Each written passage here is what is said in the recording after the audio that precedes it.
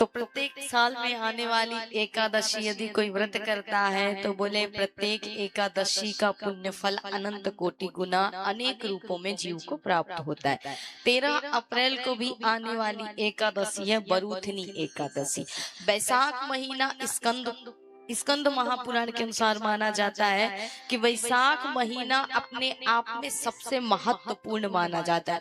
मासों में मास यदि वैशाख महीने की महत्वता देखी जाए तो वैशाख महीने में किया जाने वाला दान हो, पुण्य हो, जप हो, तप हो, व्रत हो, कहते हैं महाराज इसको करने से, वैशाख महीने में ये सब कार्य करने से अक्षय पुण्य की प्राप्ति होती है और पाप आपके कटते हैं। तो चाहे आप जगत के समस्त व्रत कर लीजिए और चाहे एकादशी व्रत कर लीजिए। एकादशी की महिमा बहुत है जो शब्दों में व्यक्ति नहीं गा सकता है। व्रतों का राजा है एकादशी व्रत। संसार के पूरे तीर्थों में भ्रमण कर लीजिए, पूरी नदियों में स्नान कर लीजिए और चाहे घर में रह करके श्री हरि की उपासना करके एकादशी का व्रत कर लीजिए, आपको उतना ही पुण्य फल प्राप्त होगा। इसलिए एक यज्ञ करिए न करिए, जप करिए न करिए, तप करिए न करिए, बोले एकादशी का व्रत कर लिया करिए। तो 13 अप्रैल को आने वाली एकादशी है, कौन सी एकादशी? बरूथनी एकादशी। वैशाख महीने में पड़ने वाली ये एकादशी है और कहते हैं महाराज वैशाख महीने में 2 एकादशी आती है, एक है बरूथनी एकादशी, दूसरी है मोहिनी एकादशी, और दोनों का अपना अपना महत्व है। लेकिन वैशाख महीने में यदि कोई दोनों एकादशी का व्रत कर लेता है तो उसे कई गुना ज्यादा, कोटि गुना पुण्य फल की प्राप्ति होती है और उसकी समस्त कामनाएं भगवान विष्णु की कृपा से पूर्ण होते हैं। उसे अक्षय पुण्य की प्राप्ति होती है और उसके पापों का जीव के नाश होता है। इसलिए महाराज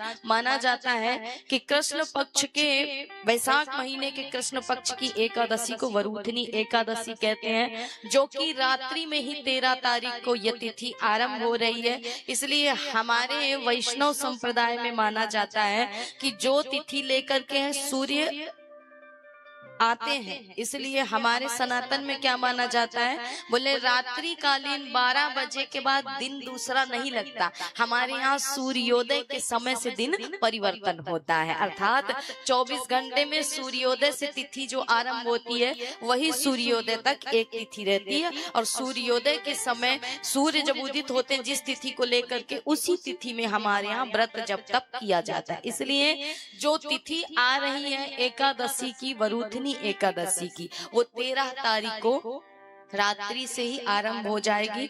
लेकिन वही तिथि को लेकर के सूर्य उदित हो रहे हैं। इसलिए इस व्रत को किस दिन करोगे? बोले महाराज जो वैष्णव लोग हैं, दीक्षित हैं, वो अपने गुरु परंपरा से करते हैं। बाकी हमारे गुरु परंपरा में, हमारे वैष्णव संप्रदाय में, हमारे यहाँ द्वादश की तिथि स्पर्श करती हुई एकादशी का व्रत किया जाता है। 10वीं झुकी हुई एकादशी नहीं किया जाता। एकादशी जो द्वादशी झुकी हुई होती है वो व्रत किया जाता है। इसलिए सूर्योदय काल, सूर्य जब उदित होते हैं और एकादशी तिथि को लेकर के उदित होते हैं, वही व्रत हमारे यहाँ किया जाता है। तो माना जाता है स्कंद पुराण के अनुसार बरूथनी एकादशी व्रत 10,000 वर्ष की तपस्या के समान फल देता है। 10,000 वर्ष की तपस्या करके भगवान को पा लीजिए और चाहे एकाग्र मन करके एक बार बरूथनी एकादशी करके हरि की उपासना कर लीजिए तो आपको उतना ही पुण्य फल की प्राप्ति होती है। कहते हैं इस व्रत को करने से आपके समस्त पाप नष्ट हो जाते हैं। कुरुक्षेत्र में सूर्य ग्रहण के समय स्वर्ण दान करने से जितना पुण्य मिलता है, कहते हैं उतना ही इस एकादशी के व्रत करने से मिलता है। इसलिए कोई दुखिया है, कोई सधवा स्त्री है, तो माना जाता है कि इस व्रत को करे तो उसको सौभाग्य की प्राप्ति होती है। पौराणिक कथाओं के अनुसार यदि इस एकादशी की महत्वता का वर्णन किया जाए तो राजा मानधाता ने और धुंधुमार जैसे राजाओं ने इस व्रत को करके भगवान के धाम को प्राप्त किया था। इसलिए इस व्रत की महिमा शब्दों में नहीं कही जा सकती। एकादशी व्रतों का राजा है और जो भी इस व्रत को करता है बोले उसको 10,000 की तपस्या के समान पुण्य फल की प्राप्ति होती है। इसलिए एकादशी जरूर करिए। एकादशी के एक दिन पहले वैसे भोजन त्याग देने का नियम है। 10वीं तिथि से ही जल अन्न नहीं ग्रहण करना चाहिए। यदि आप करते हैं तो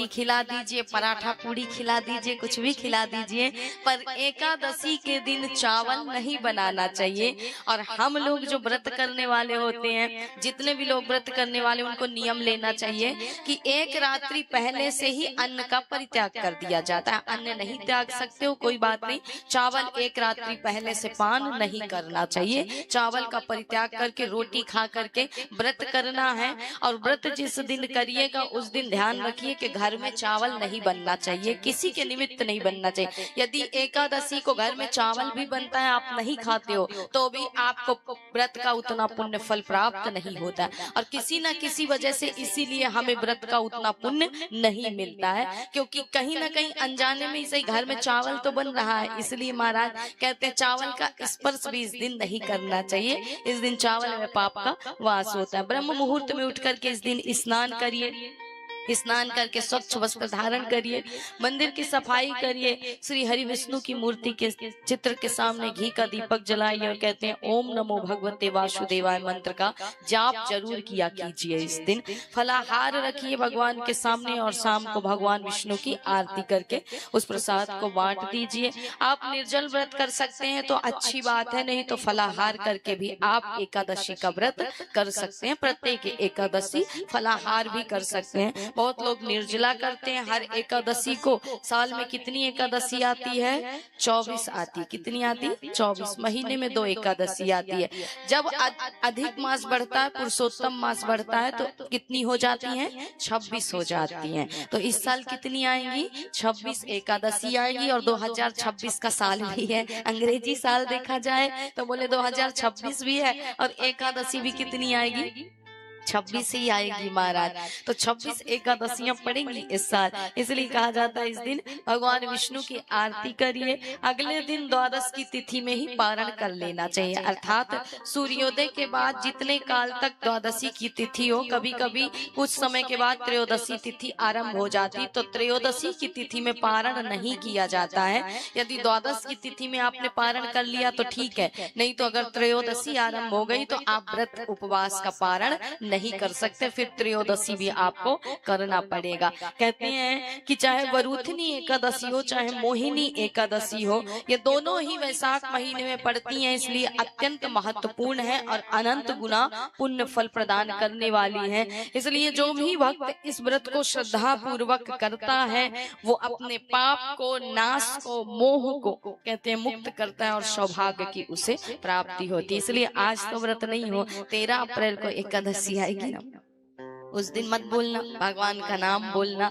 और ऐसे भी कहते हैं ना, एकादशी के दिन लिया गया भगवान का नाम माना जाता है कि चाहे गौ दान कर लीजिए, चाहे स्वर्ण दान कर लीजिए, चाहे सुमेरु पर्वत के समान महाराज बना करके अन्न दान, स्वर्ण दान, सब कुछ दान कर लीजिए, लेकिन उतना पुण्य फल नहीं मिलेगा जितना एकादशी का व्रत और जितना एकादशी के दिन भगवान का नाम उच्चारण करने का पुण्य फल प्राप्त होता है। इसलिए कम से कम व्रत नहीं कर पाते हो, चावल मत खाना और इस दिन नाम जाप जरूर करना एकादशी के दिन, तो इससे भी कल्याण हो जाएगा। बाल वृद्ध रोगी को मना ही है, ये अगर नहीं भी करते हैं तो चलो, बच्चे हैं, छोटे हैं, बालक हैं, वृद्ध हैं, रोगी हैं, इनके लिए मना है। तो कम से कम नाम तो जप सकते हैं, जो रोगी हैं वो भी नाम जप सकते हैं और वृद्ध हैं वो भी नाम जप सकते हैं। व्रत नहीं कर सकते हो कोई बात नहीं, चावल का सेवन मत करना और भगवान का चिंतन इस दिन जरूर करना।